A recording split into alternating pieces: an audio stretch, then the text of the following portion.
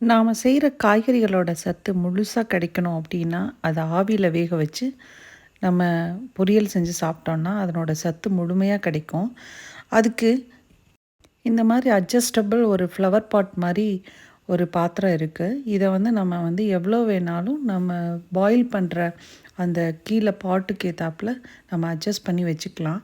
எந்த சைஸ் பாத்திரமாக இருந்தாலும் அது அந்த பாத்திரத்துக்குள்ளே இந்த ஃப்ளவர் பாட்டை வைக்கிற அளவுக்கு இது எப்படின்னா நல்லா அட்ஜஸ்ட் ஆகிக்கும். இதுக்கு நடுவில் ஒரு நாப்பு ஒன்று இருக்குது பிடிச்சி தூக்கிறதுக்கு ஏற்றாப்புல. அதை நான் எங்கேயோ வச்சுட்டேன், மறந்துட்டேன். அதனால் கையிலே அட்ஜஸ்ட் பண்ணிட்டேன். இப்போ இதில் காய்கறி எல்லாம் போட்டாச்சு. போட்டதுக்கப்புறம் நம்ம இட்லி குக்கரில் தான் இதை நான் எடுத்திருக்கேன், வேக வச்சு எடுத்துக்கலான்னு சொல்லிவிட்டு. ஸோ இந்த மாதிரி ஒரு ஃப்ளவர் பாட் நம்ம வாங்கிட்டோன்னா எல்லா காய்கறிகளும் ஆவிலே கூட வேக வச்சு எடுத்துக்கலாம். ரொம்ப ஈஸியாக இருக்குது. இது ஒரு 10 நிமிஷத்தில் வெந்து எடுத்துடலாம்.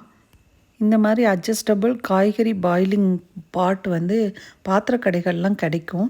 நீங்கள் ட்ரை பண்ணி பாருங்கள்.